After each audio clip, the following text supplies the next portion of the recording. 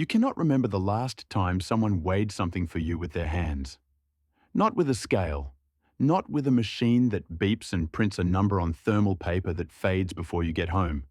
But with hands that knew weight the way a mother knows fever without a thermometer. You cannot remember because it has been so long, or because you were too young, or because it never happened to you at all. And yet, the absence sits in you like a room you have never entered, but somehow miss. There is a particular restlessness that lives in you now, in this time, in this arrangement of hours and transactions and needs met before you know you have them. It is not the restlessness of hunger or danger. It is quieter than that. It is the restlessness of a body that has forgotten why it has hands at all, why it has a name, why it stands in line at a store where no one knows that name, or needs to. You buy what you need. You leave.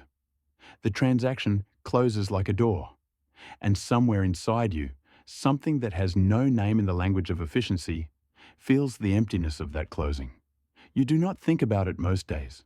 You move through the bright aisles and the self-checkout stations and the delivery notifications with the same numb competence that carries you through most things now. But sometimes, late at night when you cannot sleep, or early in the morning before the day has assembled itself into its demands, you feel it. A longing that has no object. A grief that has no event. You are mourning something, but you do not know what. And because you do not know what, you cannot even mourn it properly. You can only feel its shape, the way you might feel the absence of a tooth with your tongue, over and over, a gap where something used to be. The philosophers and the therapists and the wellness industry will tell you this is anxiety or depression, or a chemical imbalance, or a lack of purpose, or too much screen time, or not enough connection, or the wrong kind of connection. They will offer you solutions that come in packages, in apps, in 8-week courses, in books with titles that promise you the secret to belonging. And maybe some of them help. Maybe some of them give you words for the feeling. And words are something. Words are better than the silent weight of it. But none of them will tell you that what you are feeling might not be a disorder at all. None of them will suggest that your restlessness might be an appropriate response to a world that has removed you from every transaction that once told you who you were. Because that is what the market stall did once. Not the farmer's market you visit on Sunday mornings, the one with the organic carrots and the artisanal bread and the carefully crafted atmosphere of authenticity. Not that place where you perform the ritual of caring about where your food comes from while knowing you could just as easily order it all from your phone. No, the market stall that held your childhood or your grandmother's childhood or your great-grandmother's childhood, the one that existed before nostalgia was a commodity, before the past was something you could buy back for $12 a pound. That stall was not charming. Yeah, it was not an aesthetic choice. It was the place where your mother stood with you on her hip, or holding your hand, or sending you alone because you were old enough now, finally old enough to be trusted with money and a list and the walk through streets that knew your family name. The stall was wood worn smooth by hands and weather, or it was a table, or it was a cart, or it was just a space claimed by rite and ritual. The same space every week, where the same person stood and sold the same things, or almost the same things, depending on the season and the harvest and the luck that makes some years generous and others lean. And the person who stood there knew you. Not because they loved you, not because you were special, but because you came every week. Or your mother came, or your grandmother came, and before her, her mother came. And the knowing was built into the structure of survival itself. They knew how many children were in your family. They knew when someone had died, when someone had been born, when times were hard, when times were easier.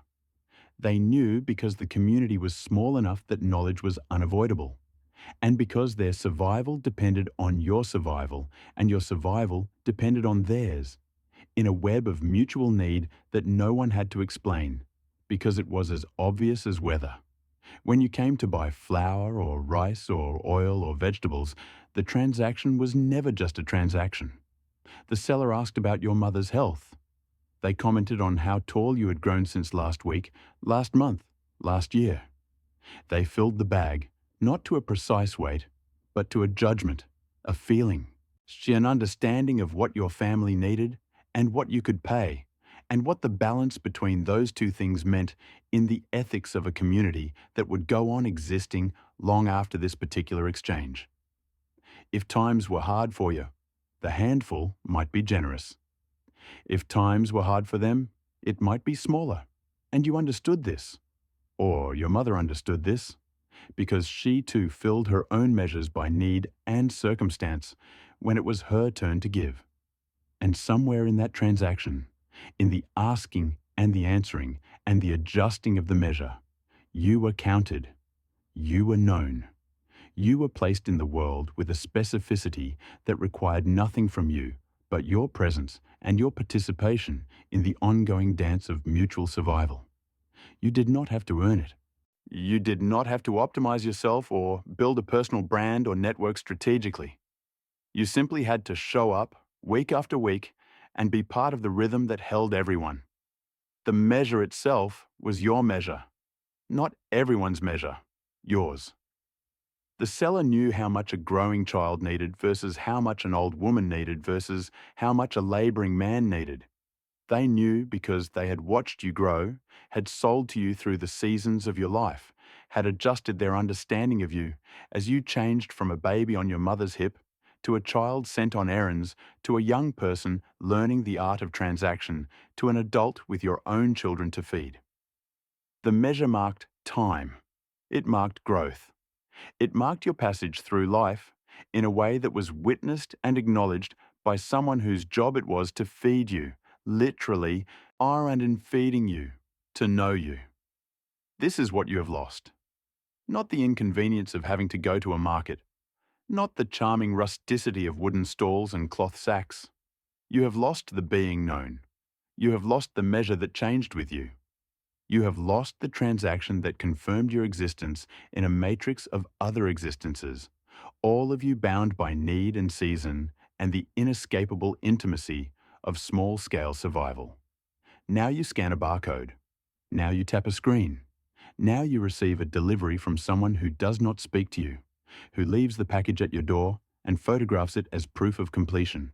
And the whole interaction is designed to be as frictionless as possible, which means as free of human contact as possible, which means as empty of witness as possible. You are efficient. You are independent. You are self-sufficient. And you are so desperately lonely you could weep if you let yourself feel it, if you stopped moving long enough to notice the weight of it. The restlessness you feel is not irrational. It is your body's animal wisdom telling you that something necessary has been removed. You are not broken. You are not inadequate. You are not failing at modernity. You are simply a creature that evolved to live in conditions of being known, and you are trying to survive in conditions of being anonymous. And the friction between those two states is wearing you down in ways that have no name in the language of productivity. You try to fix it, of course. You try to build community. You join groups. You attend events. You swipe and match and meet for coffee with people who might become friends if you both put in the effort, if you both have the time, if you both can overcome the inertia of lives that are already full of obligations that feel more pressing than the slow work of building intimacy. You perform connection the way you perform everything else, with intention and effort and the faint suspicion that you are doing it wrong, that there is some secret to belonging that everyone else knows, and you have somehow missed. But belonging is not something you do. It is not a skill you develop or a goal you achieve. It is a condition you live inside, and that condition requires a structure that has been almost entirely dismantled in the name of progress and efficiency and individual freedom. The market stall was part of that structure. It was one small piece of an enormous web of repeated interactions that placed you in the world and told you, without words, that you mattered because you were necessary, because your presence or absence would be noticed, because the community's functioning depended on your participation in rhythms larger than yourself.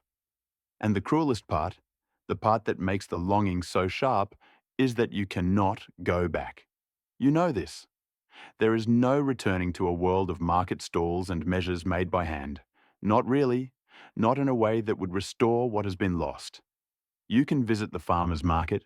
You can buy from local vendors. You can try to recreate the forms of the old intimacy, but you cannot recreate the necessity that made those forms meaningful. You do not depend on the farmer for your survival. You have options. Or you have grocery stores and delivery services and a whole infrastructure designed to ensure that no single relationship is ever critical to your continued existence. Your independence is your isolation. Your freedom is your loneliness. And you cannot solve this by yourself, because the thing you are missing is not something you can acquire or achieve. It is something that only exists in the space between people, in the web of mutual need and repeated presence. And that web has been cut strand by strand in the name of making you self-sufficient. So you lie awake at night with this nameless hunger, this feeling that you are missing something essential. And you are right. You are missing something essential. You are missing the measure of your life being taken by hands that know you, by eyes that have watched you grow, by a community that has a place for you, not because you have earned it, but because you are part of the pattern, part of the rhythm, part of the dance of survival that requires everyone's participation to work. This is not about wheat or rice or vegetables. This is not about commerce or economics or the romance of simpler times. This is about the human need to be witnessed, to be known, to matter in a context larger than your individual wants and fears. And that need does not go away just because the world has changed. It sits in you, patient and permanent, waiting for a structure that no longer exists, producing a longing that has nowhere to go. Let yourself feel it, not to fix it, not to solve it, but just to acknowledge that it is there, that it is real, that it is a reasonable response to an unreasonable situation. You are not broken. You are homesick. And the home you are sick for is not a place. It is a way of being in the world that told you, through 1,000 small transactions, that you belonged. There was a time, and it was not so long ago, when most of human life happened in the presence of the same few hundred people. Your great-grandmother probably knew everyone in her village, her town, her neighborhood. Not as friends, necessarily. Not even as people she particularly liked. But she knew them. She knew their faces, their families, their histories, their habits. She knew because there was no avoiding knowing, because the world was small and movement was limited, and the same people appeared in her life over and over, day after day, year after year, until knowing them was as automatic as knowing the shape of her own furniture. This was not a choice. This was not a value. This was simply the condition of being human before the modern age gave us the technology to be strangers to each other. And within that condition of unavoidable familiarity, structures emerged. Rituals, rhythms, ways of organizing the necessary transactions of survival so that they did double duty, so that they not only met material needs but also maintained the social web that made survival possible. The market was one of those structures. It was not invented to be meaningful. It was not designed to foster connection or build community or any of the things we now have to consciously try to create. It was simply the most efficient way to distribute goods in a world without refrigeration, without preservation, without the ability to store food for long periods. You grew what you could grow. You made what you could make. And then you went to the market, to the stall, to the square, to the place where everyone gathered because everyone had to gather, because this was how you survived. But because you gathered, because you came face to face with the same people in the same place, following the same rhythms, the transaction became more than economic. It became social. It became a way of maintaining the web of relationships that held the community together. The seller was not just selling. They were witnessing. They were participating in the ongoing story of your life, and you in theirs, whether you wanted to or not. Think about what this meant for a child. You came to the market with your mother, or you were sent to the market by your mother, and the seller knew you. They knew you were the second daughter, or the youngest son, or the one who was sick last winter and almost died. They knew because everyone knew, because there was no privacy in the modern sense, no ability to keep your life separate from the community's awareness of your life. And this lack of privacy, which we would now experience as oppressive, as invasive, as a violation of our rights, was also the mechanism by which you were held in the web of mattering. When the seller measured out your rice or flour or lentils, they were measuring with knowledge. They knew how many mouths you were feeding. They knew if your father was working, or injured, or dead. They knew if your family had just celebrated a wedding, or mourned a death, if you had extra to spend, or were stretched thin. And they adjusted. Not out of charity necessarily, though sometimes that too, but out of the practical understanding that their own survival was tied to yours, that the community's health depended on a balance that had to be maintained through countless small calibrations. The handful was not standard. The measure was not objective. And this is precisely what made it human. The handful could be generous when you needed generosity, smaller when the seller needed to be careful with their own stock, adjusted to the reality of both your lives in that moment. The transaction was a negotiation, but not in the adversarial sense. It was a negotiation of mutual care within a system of mutual dependence. You needed them. They needed you. And that mutual need created a space where both of you had to pay attention to the other's reality. For the child standing at the stall, this meant something profound. It meant that your growth was measured not just by your parents, but by the community. The seller who had given you sweets when you were a toddler now gave you the responsibility of the transaction. They spoke to you directly, asked you questions, tested your knowledge of numbers and weights and fair dealing. They were teaching you, but not in a formal sense. They were initiating you into the adult world of commerce and relationship, the world where your word mattered, where your honesty or dishonesty would be remembered, where you were building a reputation that would follow you for the rest of your life. This was not always kind. Sometimes the seller was harsh, impatient, dismissive. Sometimes they cheated you, or tried to, and you had to learn to pay attention, to question, to stand up for yourself. The market stall was not a utopia. It was a real place where real people pursued their real interests, and those interests did not always align. But even the conflict, even the negotiation, even the occasional unfairness was part of being initiated into the community's reality. You learned who to trust. You learned who watched their weights carefully and who was generous with their measures. You learned the social map of your world through transactions that were never just about the goods changing hands. And as you grew, the nature of the transaction changed. The seller began to speak to you about adult things, to ask your opinion, to treat you as someone whose judgment was developing.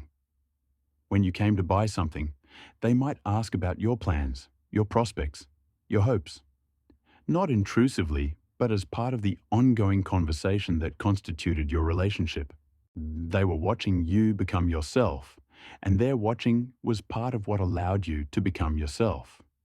Because becoming requires witnesses, requires people who remember who you were, and can therefore recognize who you are becoming. When you married, they knew. When you had children, they knew. When you brought your own children to the market, the seller who had known you as a child now knew your child, and the cycle repeated. The pattern continued. The web held. Your life was not a series of isolated moments. It was a thread in a larger weaving, and the market stall was one of the places where the threads crossed, where the pattern became visible, where you could see yourself as part of something that predated you and would continue after you. This is what embedded you in time.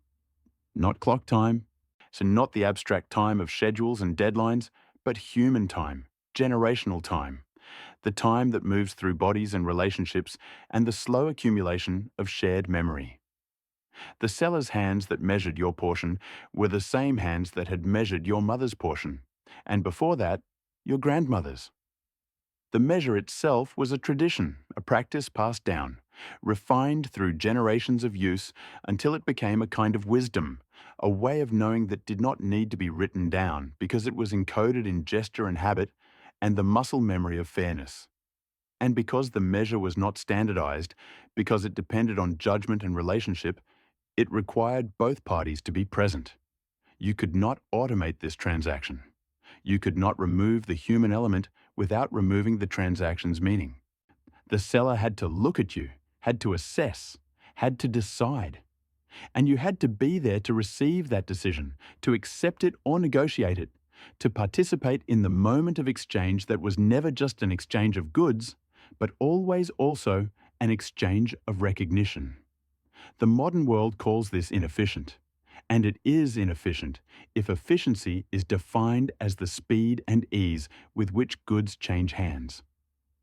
But efficiency is not the only value, and it is certainly not the value that makes a life feel meaningful. The inefficiency of the market stall, the slowness of the transaction, the necessary presence of both parties, the conversation and the adjustment and the relationship, all of this created space for something that efficiency eliminates. It created space for you to be known, and the knowing was not abstract. It was specific. The seller knew how much you had grown since last time they saw you. They could see it with their eyes, could measure it against their memory of you from a month ago, a season ago, a year ago. Your growth was not something recorded in a baby book or marked on a doorframe in private. It was part of the community's knowledge, witnessed and acknowledged by people whose lives intersected with yours in the public spaces of survival. This meant that your childhood was not a private experience. It was a communal one. You grew up not just in your family, but in the market, in the street, in the square, in all the places where the community gathered and your presence was noted. The baker knew you. The butcher knew you. The woman who sold vegetables knew you. The man who repaired shoes knew you. You were surrounded by people who had watched you grow, who had opinions about you, who would speak to your parents if you misbehaved, who would help you if you needed help, who were part of the structure that held your life in place. This could be oppressive. There was no escaping the community's judgment, no privacy, no ability to reinvent yourself. You were known, and being known meant being held to the expectations and assumptions of people who had decided who you were based on your family, your history, your past behavior. The weight of that knowing could be crushing, especially if you did not fit the role the community had assigned you. But it also meant you could not fall through the cracks. You could not disappear. If you stopped coming to the market, people noticed. If you were struggling, people saw. The web of knowing was also a web of care, not always gentle, not always welcome, but present. You were not free, but you were also not alone. And for a child, for someone still learning who they were and what the world required of them, that lack of freedom was also a kind of safety. The community held you even when you did not want to be held, and in holding you, it told you that you mattered, that your presence or absence made a difference. The market stall, then, was not just a place where goods were exchanged. It was a place where lives intersected, where the community's knowledge of itself was maintained and updated, where children were initiated into the adult world, where growth was witnessed and acknowledged, where the measure of a person's needs was taken by hands that had taken that measure before and would take it again, as long as the rhythm held, as long as the pattern continued, as long as the community survived. You cannot recreate this. You cannot go back to it. The world that made it necessary is gone, and with it, the structure that made it meaningful. But you can understand what you have lost. You can name the hunger. You can recognize that the restlessness you feel is not a personal failing, but a species memory, a longing for a way of being in the world that your body still expects even though your mind knows it is gone. The hands that measured were not clean. This matters. We romanticize the past. We make it soft and warm and sepia-toned, and in doing so, we lie about what it actually was. The hands that measured your flour were calloused, dirty, sometimes rough with you. The seller was not a saint. They were a person trying to survive. Just like your mother, just like your family, and survival made people hard in ways we have forgotten. The market stall could be a place of kindness, but it could also be a place of cruelty. If your family fell on hard times, if your father drank, if your mother was known as unreliable, the seller might short your measure and dare you to complain. They might humiliate you in front of others, might make an example of you, might use their position to remind you, and everyone watching, that charity has limits, that the community's care is conditional, that you are only held in the web as long as you follow the rules.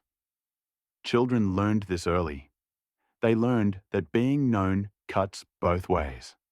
They learned that the same people who gave you sweets one week might shame you the next. They learned that reputation is currency.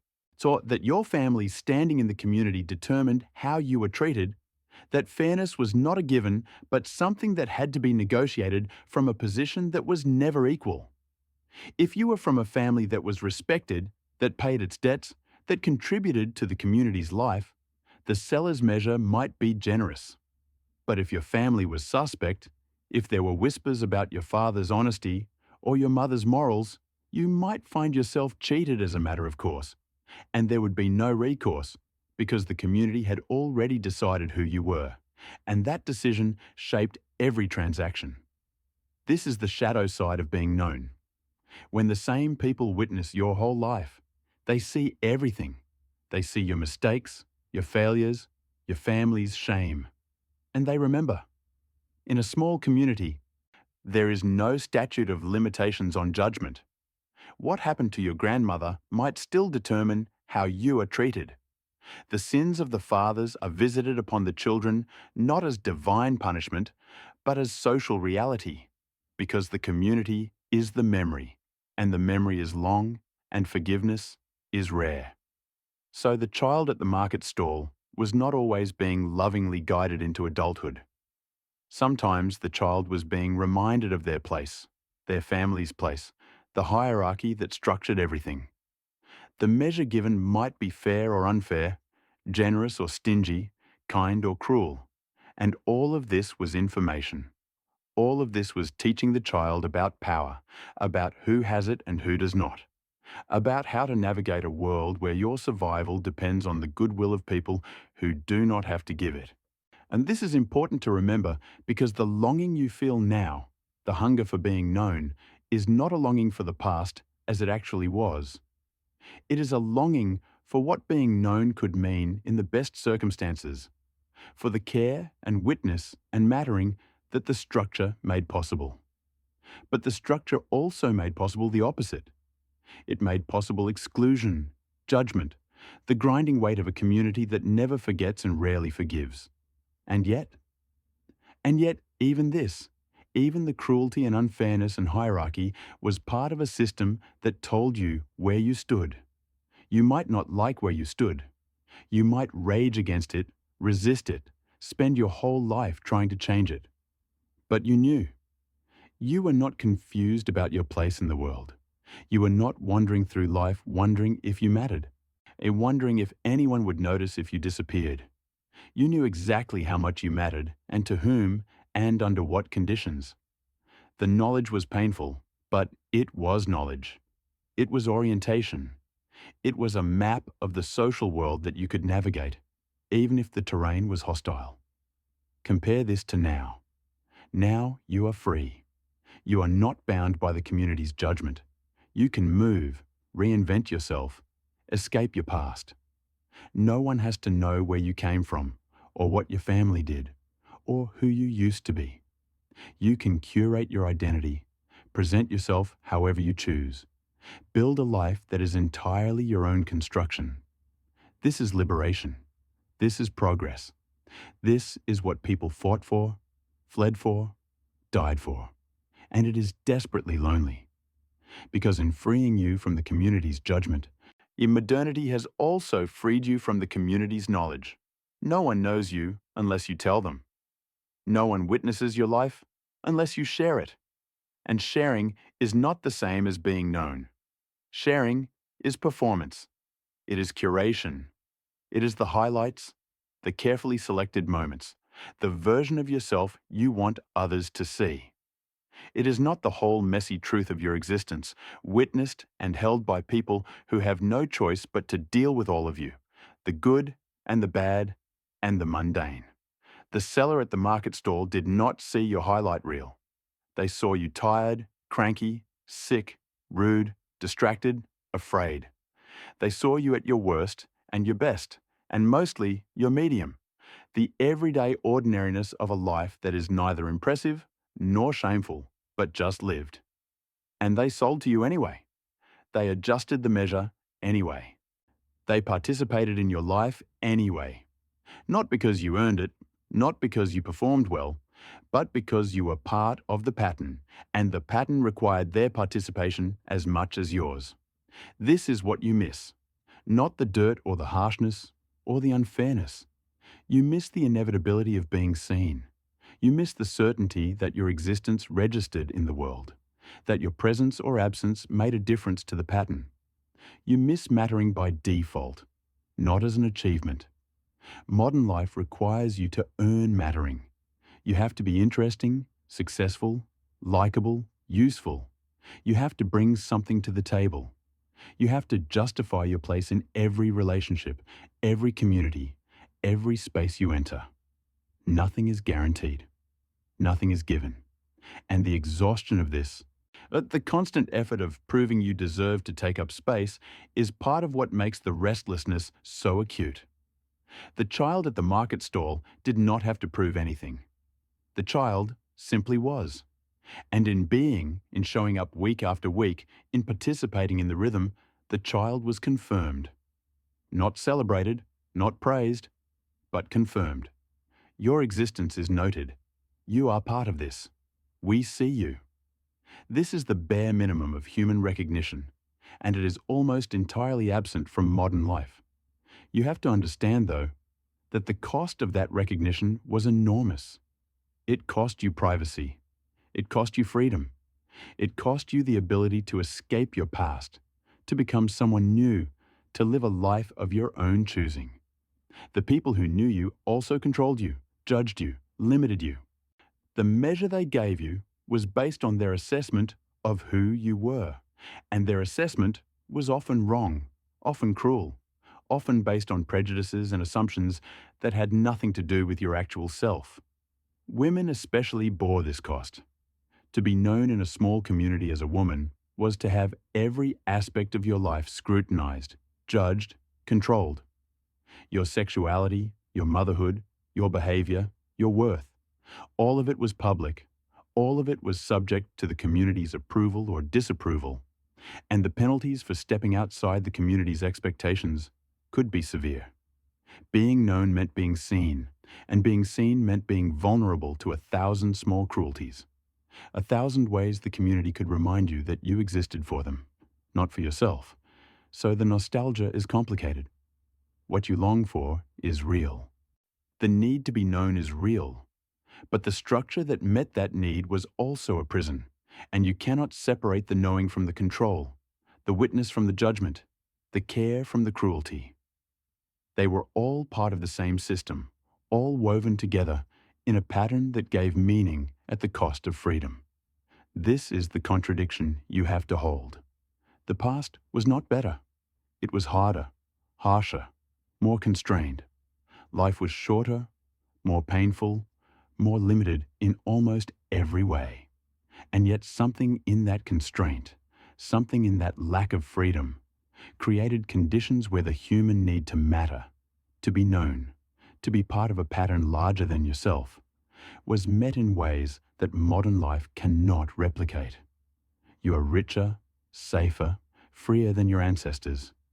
You have choices they could not imagine.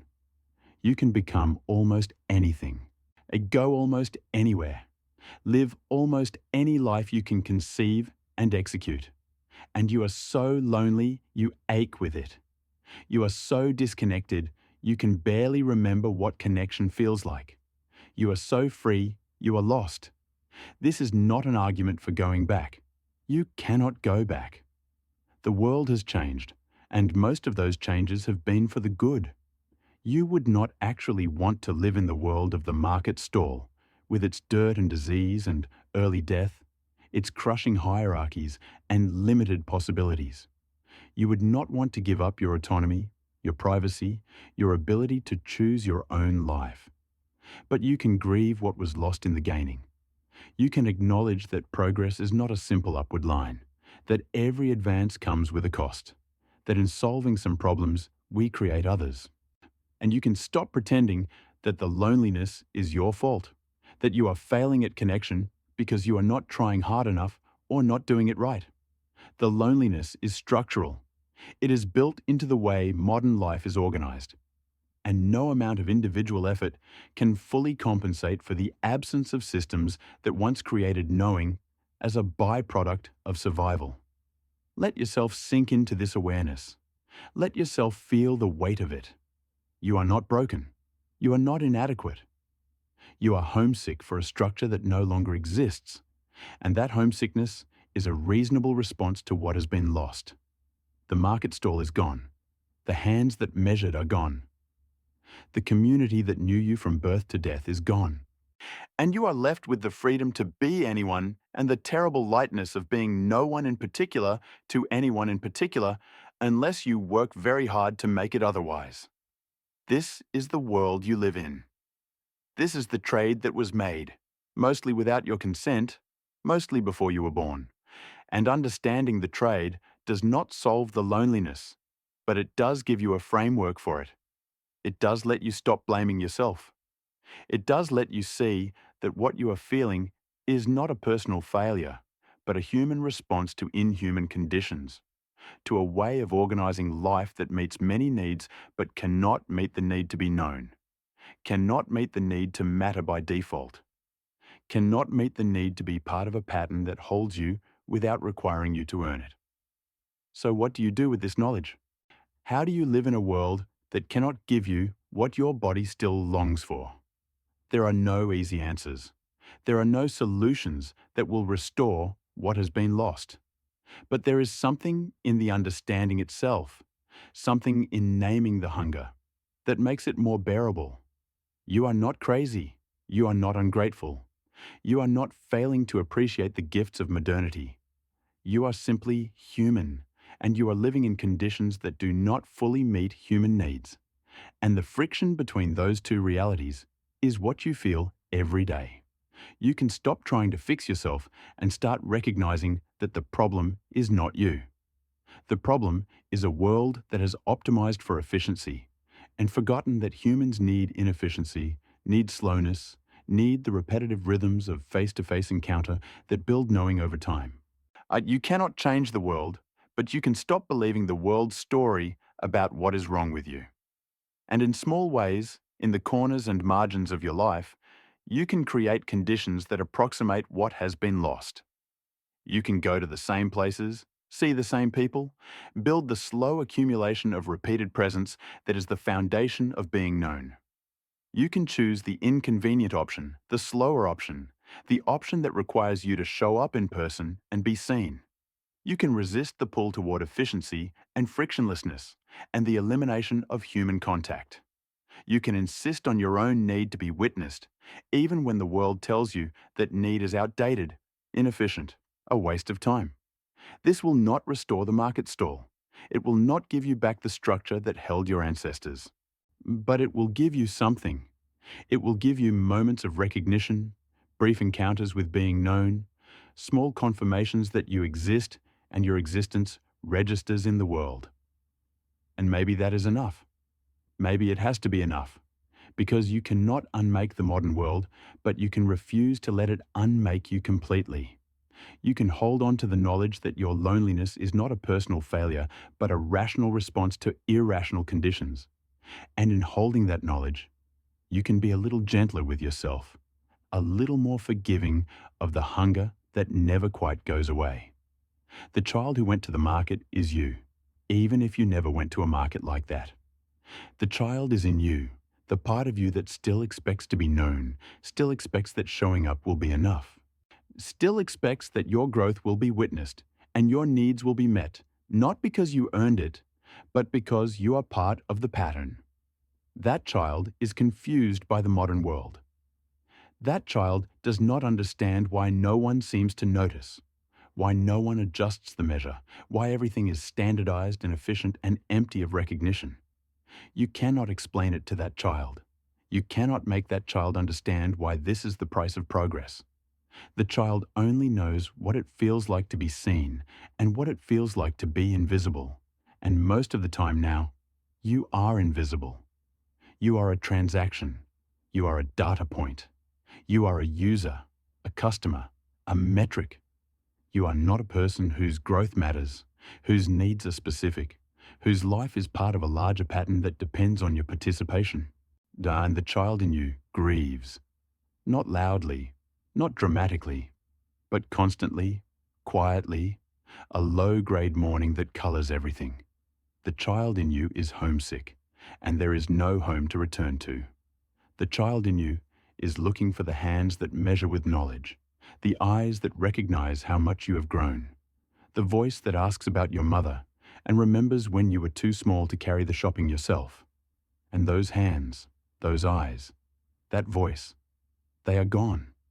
They belong to a world that cannot be reconstructed, cannot be brought back, cannot be anything but history. So you carry this grief. You carry it to the grocery store where you scan your own items. You carry it through the delivery notifications and the app-based transactions and the carefully designed systems that ensure you never have to speak to another human being if you do not want to.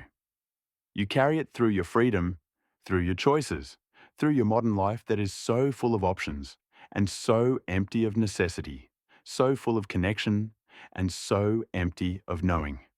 And sometimes, late at night, the grief becomes unbearable. Sometimes you feel the full weight of what has been lost, the full measure of your aloneness, and it is too much. It is too much to be this free, this unwitnessed, this unmoored from any pattern larger than your own individual life. It is too much to matter only when you make yourself matter, to be known only when you tell people who you are, to belong only when you earn it. And this is when you need to be gentle with yourself.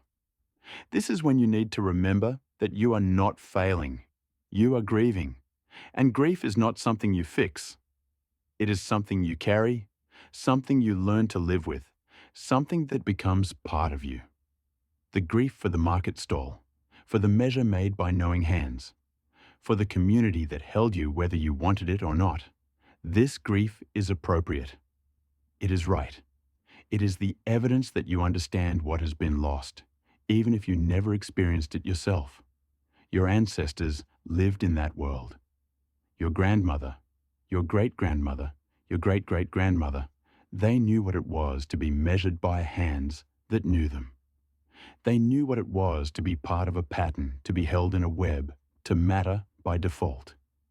And something in you remembers, not with your mind, but with your body, with the part of you that is still wired for the world they lived in, the world where survival was communal and knowing was unavoidable, and loneliness was not the default condition of existence. You cannot have their world, but you can honor their memory by understanding what you have lost. You can honor them by refusing to pretend that modern life meets all human needs. You can honor them by naming the hunger, by acknowledging the grief, by insisting that the loneliness you feel is not a personal failure, but a structural problem, a consequence of organizing life in ways that eliminate the very conditions that make humans feel human. And in honoring them, in holding the grief, you can also hold the knowledge that you are not alone in feeling this way. Millions of people feel it. Millions of people are homesick for a world they never lived in, longing for a measure they never received, grieving for a way of being that seems impossible now. You are part of a vast community of the lonely. And while that is not the same as being part of a community that knows you, it is something. It is a recognition that what you feel is real, is shared, is part of the human experience in this particular moment of history. This is not comfort exactly, but it is truth. And truth is better than the lies you tell yourself when you are trying to pretend everything is fine, when you are trying to be grateful for your freedom, when you are trying to ignore the hunger that sits in you like a stone. The truth is that you have lost something precious, and you are right to mourn it. The truth is that the modern world gives you many things, but cannot give you this. Cannot give you the being known that your body expects. Cannot give you the measure that changes with your needs. Cannot give you the pattern that holds you even when you do not deserve it. So let yourself know this. Let yourself feel it. Not to wallow, not to despair, but to simply acknowledge the reality of your situation. You live in a world that has eliminated the structures that once created knowing, and you are lonely because loneliness is the rational response to that elimination. This is not your fault. This is not something you can fix by trying harder or being better or optimizing your social life. This is a structural problem, and it requires structural solutions, and those solutions are not within your individual power to create. But you can stop carrying the weight of believing it is your fault. You can stop believing that you are broken, that you are inadequate, that you are failing at connection. You are not failing. You are living in a world that has removed the conditions that make connection possible in the ways your body expects. And understanding this, really understanding it, can lift some of the weight. Not all of it, but some. There is a gentleness in the old way of measuring that has nothing to do with kindness and everything to do with attention. The seller who measured by hand had to pay attention. They had to look at you, assess you, make a judgment. They could not delegate this to a machine. They could not standardize it.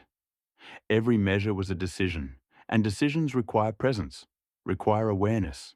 You require the seller to be there with you in that moment, making a choice about how much to give. This is what made it human. Not that it was always fair, not that it was always generous, but that it was always a relationship. Every transaction required both people to be present, to see each other, to negotiate the exchange not just of goods, but of recognition. You gave them money. They gave you rice. But in the exchange, something else also passed between you: acknowledgement, witness, the confirmation of each other's existence. Modern transactions eliminate this. They are designed to eliminate this. The whole point of self-checkout, of online ordering, of contactless delivery, is to remove the human element, to make the transaction as frictionless as possible. And friction is precisely what created the relationship. In friction is what required you to slow down, to be present, to see the person on the other side of the exchange. Now you can buy almost anything without speaking to another person. You can have your needs met without being seen. And this is convenient. This is efficient. This saves you time and energy and the awkwardness of human interaction. But it also eliminates every opportunity for the small recognitions that once accumulated into being known. Every transaction that becomes frictionless is a transaction that no longer confirms your existence in the social world. You do not notice each individual loss. One self-checkout transaction does not make you lonely. One delivery left at your door does not break your heart. But the accumulation, the slow replacement of human contact with automated systems, and the gradual elimination of every small opportunity to be seen, this accumulation is devastating. This is death by 1,000 deficiencies, each one too small to mourn, all of them together creating a life that is materially comfortable and spiritually empty. And you cannot opt out. You cannot refuse the modern systems without making your life significantly harder. You cannot insist on human contact when the world is organized to eliminate it. You can make small choices, can seek out places where human interaction is still part of the transaction, but you cannot reconstruct the world where such interaction was inevitable, unavoidable, the only way to meet your needs. So you adapt. You learn to live with less recognition. You learn to confirm your own existence, to witness your own life, to be your own measure. Why you become self-sufficient in ways your ancestors could not imagine, and that self-sufficiency is both liberation and isolation. You do not need anyone. And because you do not need anyone, no one needs to pay attention to you. You are free, you are alone, and the two conditions are inseparable. This is the bargain of modernity. This is the trade.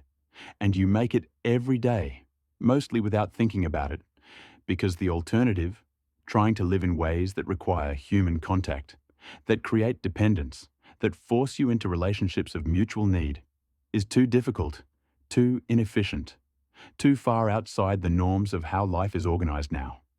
But sometimes, in moments of clarity, you feel the cost. You feel what it means to live without the being known, without the measure adjusted to your needs, without the hands that have watched you grow. You feel the emptiness of transactions that meet your material needs, but leave you spiritually hungry.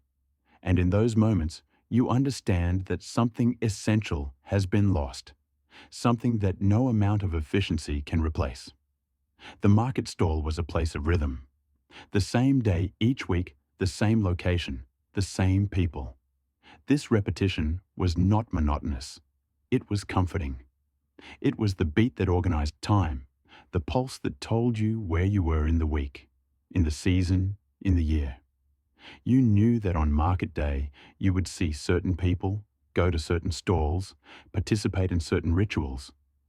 And that knowing organized your life, gave it structure, gave it a rhythm that was larger than your individual choices. Modern life is organized by your individual choices. You decide when to shop, where to shop, what to buy. You are not constrained by the market schedule. You are not limited to what is available that day, that season, from that seller. You have infinite options, available at all times, delivered to your door. This is freedom. This is abundance. This is progress. And it is exhausting, because every choice is a decision you have to make.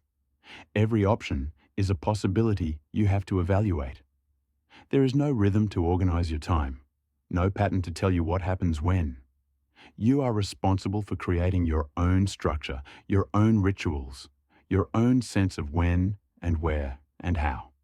And that responsibility, that constant decision-making, that absence of any given rhythm, it wears you down in ways that are hard to articulate. The rhythm of the market was not chosen. It was given. And in being given, it freed you from the burden of choice. You did not have to decide when to shop. Market day decided for you. You did not have to evaluate all possible options. You worked with what was available, what was in season, what the seller had that day. Your choices were constrained, and those constraints were a relief, because they limited the field of possibility to something manageable, something human scale. Now you stand in the grocery store, or you scroll through the online catalogue, and you are confronted with 50 types of rice, 100 types of tea, infinite variations on every basic need. And you are supposed to choose. You are supposed to evaluate, compare, optimize. You are supposed to know what you want, what is best, what will make you happy, and you do not know.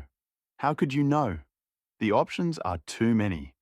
The information is too much. The decision is too complex for the simple fact that you need rice, you need tea, you need food. So you choose randomly, or based on price, or based on some half-remembered article about which option is healthier, more ethical, better for the environment. And the choice exhausts you. And you feel guilty about the exhaustion because you are supposed to be grateful for the options, supposed to appreciate the freedom, supposed to recognize that your ancestors would have been amazed by the abundance available to you. But abundance without rhythm is just noise. Freedom without structure is just chaos. And you are so tired of choosing, so tired of being responsible for every aspect of your life, so tired of the absence of any given pattern that could organize your time and tell you what happens when. The child who went to the market did not have this exhaustion. The child knew that market day was market day, that you went at a certain time, that you saw certain people, that the rhythm was given and you simply participated in it. The child's life was organized by patterns larger than individual choice, and those patterns were both constraint and relief. They limited freedom and created meaning. They told you where you fit, what happened when, how your life moved through time in coordination with other lives. You have lost that coordination. Your life is not synchronized with anyone else's life unless you work very hard to make it so. You do not share a rhythm with your community because you do not have a community in the old sense, the sense of people whose lives are necessarily entangled with yours by proximity and mutual need. You have friends, if you are lucky, if you put in the effort, but your friendship with them is not structured by shared rhythms. You have to coordinate, negotiate, find time that works for both of you. And even when you do, there is no larger pattern holding you together, no weekly market that you both attend, no rhythm that organizes both your lives and creates automatic opportunities for encounter. So you drift. You live in parallel with millions of other people, but your rhythms do not align. Your patterns do not intersect. Your lives do not touch except by deliberate effort. And the effort is so great and the payoff so uncertain that often you do not make it. Often you stay home, stay alone, stay in the private bubble of your individual life and tell yourself, this is fine. This is what you chose. This is freedom. And it is freedom. But it is also loneliness.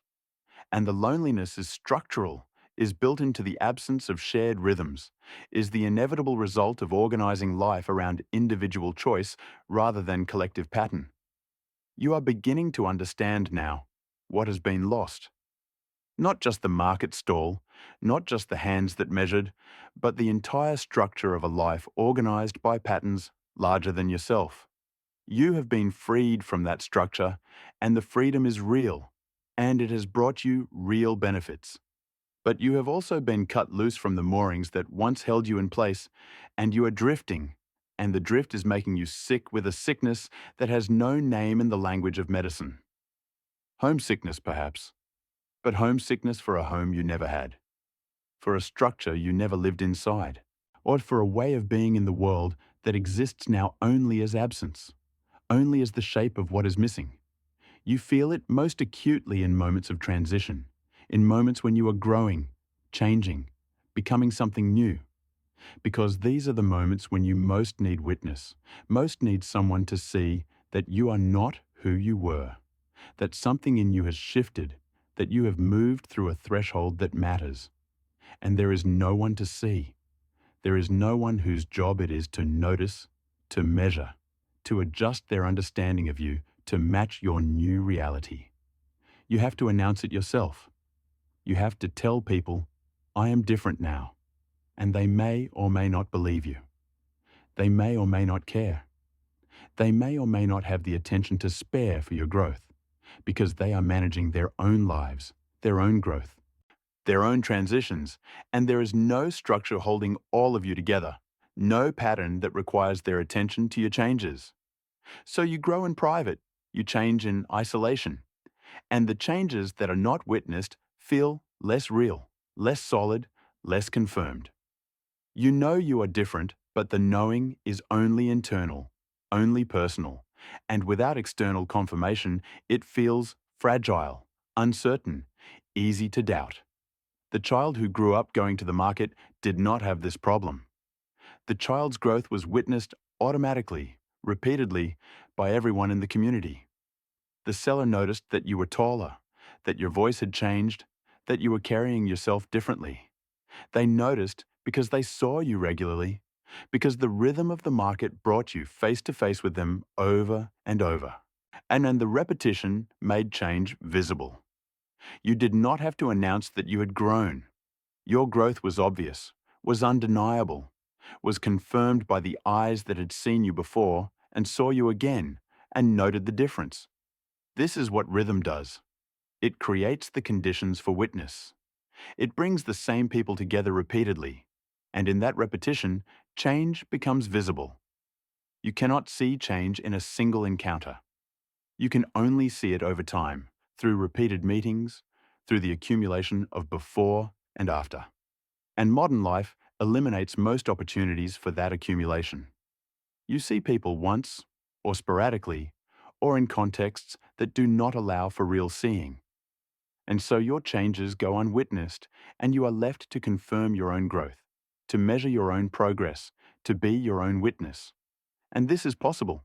You can do it, but it is lonely. It is so lonely to be the only one who knows who you are becoming. It is so lonely to carry your growth in private, to have no one who remembers who you were and can therefore see who you are now. It is so lonely to be entirely responsible for witnessing your own life. Let yourself rest in this understanding. You are tired. You have been carrying the weight of your own witness for so long, have been responsible for confirming your own existence, for measuring your own growth, for seeing yourself because no one else is positioned to see you with the consistency and attention that seeing requires. This is not how humans are meant to live. You know this now. You can feel it in the exhaustion, in the loneliness, in the hunger that never quite goes away, no matter how much you achieve, how much you accomplish, or how well you perform the role of being yourself. You are performing. All the time, you are performing. You are curating your identity, managing your presentation, controlling what others see so that they will see you the way you want to be seen. This is necessary, perhaps, in a world where being known is optional, where you have to earn recognition, where nothing is given. But it is also exhausting. It is exhausting to never relax into being seen as you actually are, messy and contradictory and ordinary. It is exhausting to always be managing the impression, always be concerned with how you come across, always be aware that the version of yourself others see is a construction, a performance, not the full truth of who you are. The child at the market stall did not perform.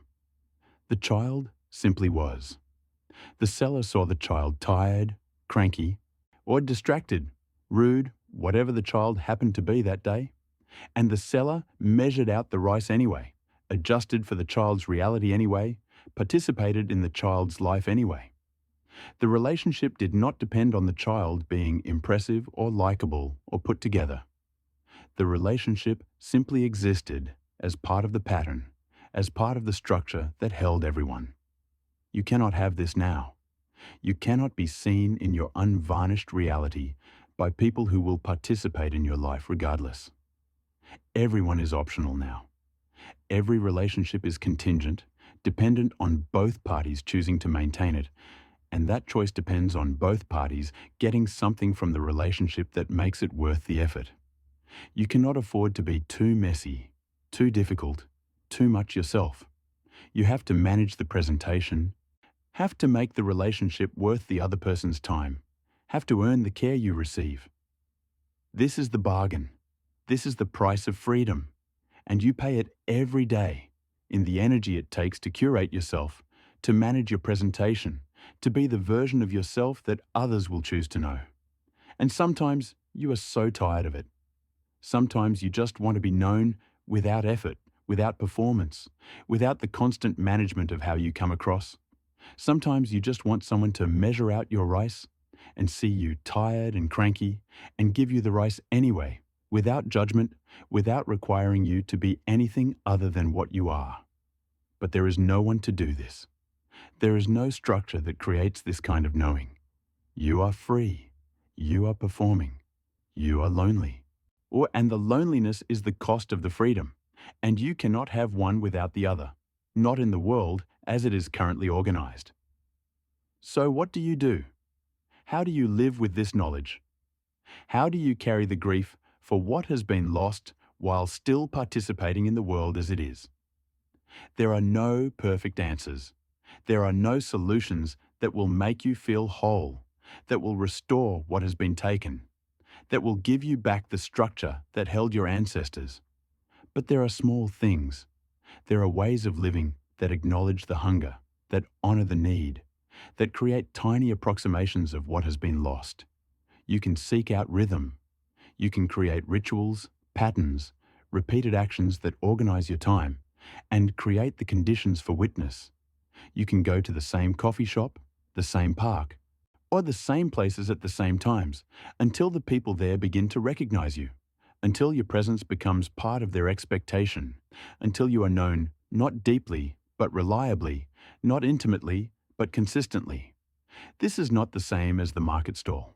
The barista who knows your order is not measuring your growth, is not adjusting their care to your needs, is not witnessing your life in any deep sense. But they are seeing you. They notice when you are absent. They remember your preferences. They participate in the small ritual of your daily routine. And this is something. It is not enough, but it is something. You can resist the pull toward efficiency. You can choose the slower option, the more human option, the option that requires interaction even when interaction is inconvenient. You can go to the store instead of ordering online. As you can speak to the cashier instead of using self-checkout. You can make the effort to be seen, even when being seen is awkward, even when efficiency would be easier. This will not fix your loneliness, but it will give you small moments of recognition, small confirmations that you exist in the social world, that your presence registers somewhere outside your own awareness of yourself. And these small moments can accumulate. They can become a kind of sustenance, not filling, but enough to keep you going. You can also be gentle with yourself about the longing. You can stop treating it as a problem to solve, a weakness to overcome, a failure to appreciate what you have. The longing is appropriate. It is right. It is evidence that you understand what it means to be human, that you know what you need even if you cannot have it. And in acknowledging the longing, in naming it, in understanding where it comes from, you can carry it more lightly. You can stop believing that you are broken, that you are ungrateful, that you are failing at modernity. You can understand that what you feel is what any human would feel in these conditions, and that the conditions, not you, are what needs to change. You cannot change the conditions by yourself, but you can refuse to accept the story that your loneliness is your fault. You can refuse to believe that you just need to try harder, to be better, to optimize your social life. You can understand that the problem is structural, is larger than you, is the result of choices made by your society about how to organize life, and that those choices have costs, and you are paying those costs, and that is not fair. And you are allowed to say so. This does not solve anything, but it gives you the truth. And the truth, even when it is painful, is better than the lie that you are the problem. You are not the problem. You are the person living in a world that has eliminated the structures that make humans feel human. And understanding this can be a kind of freedom, can lift the weight of self-blame, can let you see that you are doing the best you can in circumstances that are not designed for human flourishing. The market stall is gone. The hands that measured are gone. The community that knew you from birth is gone. This is the truth. This is the reality you live in. And you cannot change it. You cannot bring back what has been lost. You cannot reconstruct the world that made that way of life possible. But you can remember. You can honor. You can refuse to forget that something precious existed once, even if you never experienced it yourself. You can carry the knowledge that being known is a human need, not a luxury, not a nice to have, but a fundamental requirement for a life that feels meaningful. And in carrying that knowledge, you can be part of the conversation about how to organize life in ways that meet human needs, not just material needs, but the deeper needs for rhythm, for witness, for being held in a pattern larger than yourself. This is not nostalgia. This is not a romanticization of the past. This is a clear-eyed recognition of what has been lost and a refusal to pretend that the loss does not matter. The past was hard. The past was limited. The past was often cruel. But the past had structures that met certain human needs. And in dismantling those structures, our modernity has failed to replace them with anything that works as well. You live in the aftermath of that failure. You live in the freedom and the loneliness, the abundance and the hunger, the progress and the grief. And all of it is real. All of it matters. You are not wrong to feel the loss. You are not broken for longing for something you have never had. You are human, and you are responding to the conditions of your life with the wisdom your body carries. The wisdom that knows what you need even when your mind cannot articulate it. So let yourself feel it. Let yourself grieve. Let yourself long for the measure made by knowing hands, for the rhythm that organized time, for the community that held you, whether you wanted it or not. Let yourself acknowledge that something essential has been lost, and that the loss is real, and that you are right to mourn it. And then, when you have mourned, when you have felt the full weight of the grief, let yourself rest, because the grief is not yours alone to carry. It is shared by millions, by everyone who feels the loneliness of modern life, by everyone who longs for a way of being in the world that no longer exists. You are part of a vast community of the grieving, and while that is not the same as being part of a community that knows you, it is something. It is a shared understanding. It is a recognition that what you feel is real, is right, is part of being human in this particular moment of history. Now, as you settle into sleep, as you let go of the day's demands, let yourself imagine what it would feel like to be measured by knowing hands. Not as a fantasy, not as an escape, but as a way of touching the truth of what you need, what all humans need, what has been lost. Imagine standing at a market stall. Imagine the seller is someone who has known you for years, who has watched you grow, who remembers when you were small enough to hide behind your mother's skirts. Imagine them looking at you, really looking, seeing not just what you present but who you are, tired and hungry and trying, always trying. Imagine them reaching for the rice, the flour, the lentils. Imagine them scooping it out, not measuring by weight, but by judgment, by knowledge, by their understanding of what you need right now, in this moment, given everything they know about your life. Imagine the measure being adjusted, being made specifically for you, for your needs, for your reality. Imagine the weight of that being known. It's not the weight of judgment, not the weight of expectation, but the simple weight of recognition. You exist. You are part of the pattern. Your needs matter. Not because you have earned it, not because you have performed well, but because you are here, because you are part of the community, because the pattern requires your participation and therefore requires that you be fed, be held, be measured with care. Imagine what it would feel like to receive that measure, to have someone hand you the bag and say, "This is for you. This is what you need. I know you. I see you. You are not alone. You cannot have this in your waking life. Not really. Not in the way it once existed. But you can have it here, in this moment, in the space between waking and sleeping, in the imagination that knows deeper truths than facts can tell." Let yourself feel the relief of being known. Let yourself feel the weight of the bag in your hands, the weight of someone else's knowledge of you, the weight of being held in a pattern that does not require your effort to exist. Let yourself feel what it would be like to not have to prove yourself, to not have to earn recognition, to simply be part of the web and know that the web holds you. This is not escapism. This is not denial. This is touching the truth of what you need, what all humans need, what the modern world cannot give you. And in touching that truth, you can acknowledge it, can honor it, can let yourself grieve for it without pretending it does not matter. The grief is love. The longing is wisdom. The hunger is your body's knowledge of what it takes to be human. And all of it is valid, is real, is worth feeling. As you sink deeper into rest, let the image of the market stall fade. Let it become less specific, less concrete. Let it become a feeling, a sense, a knowing in your body of what it means to be held by a pattern larger than yourself. You are held now, even if you cannot feel it. You are held by the earth beneath you, by the air you breathe, by the vast web of life that sustains your existence even when you are not aware of it.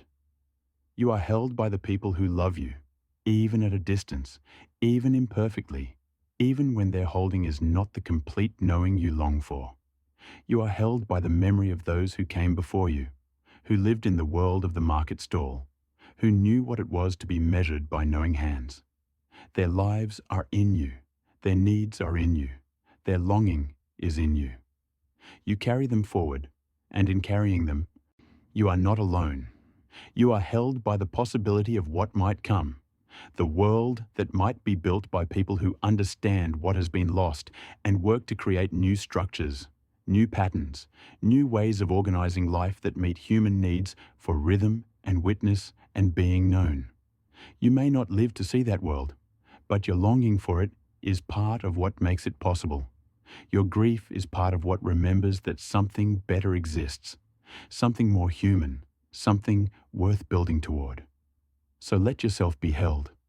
Let the loneliness be what it is, real and painful and appropriate.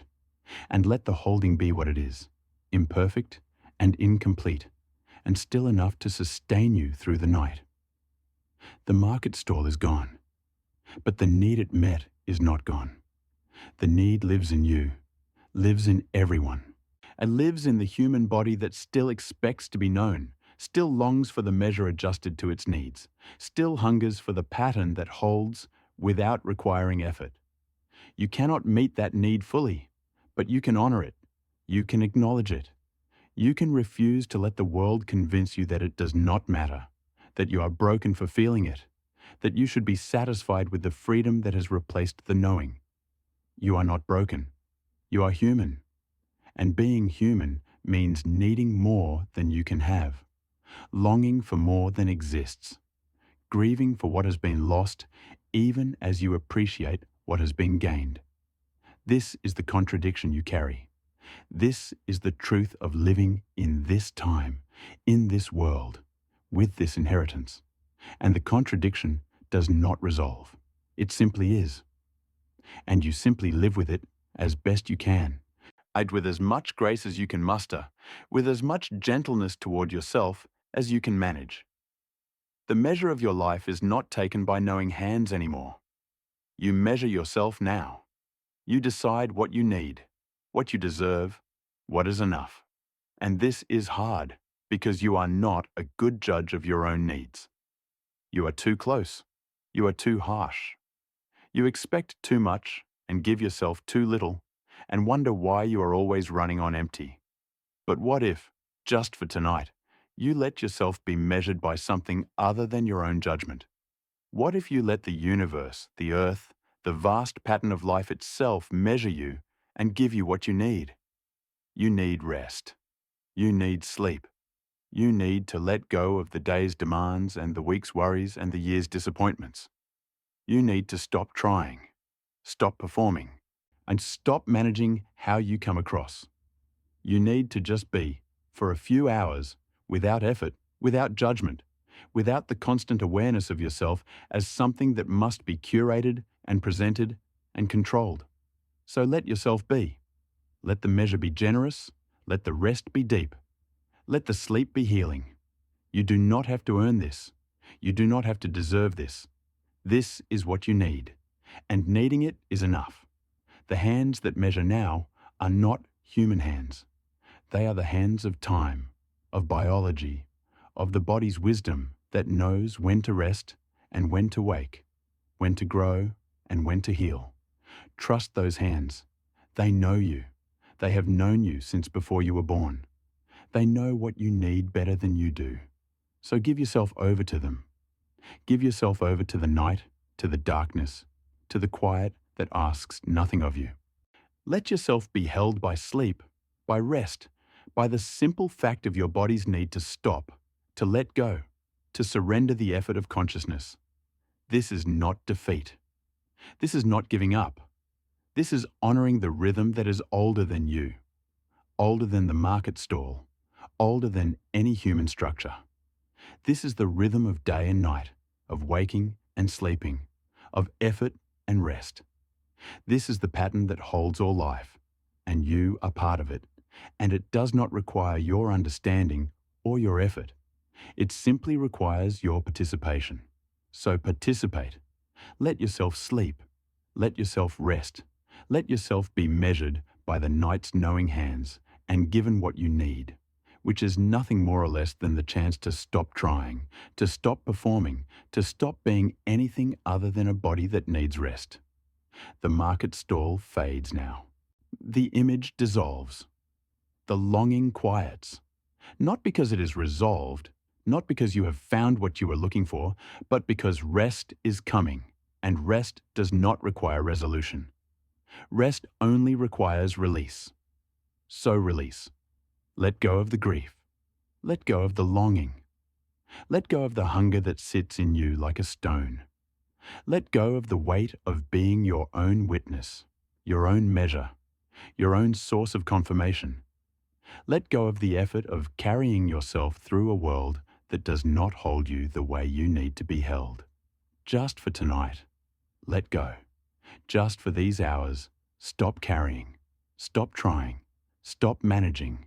Stop being the one who has to remember, who has to measure, who has to keep track of what you need and whether you're getting it.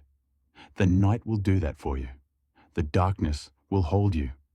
The sleep will measure out exactly what you need, will give you the rest your body requires, will restore what the day has depleted. You do not have to manage this. You do not have to control it. You simply have to allow it. So allow it. Let the sleep come. Let the rest be generous.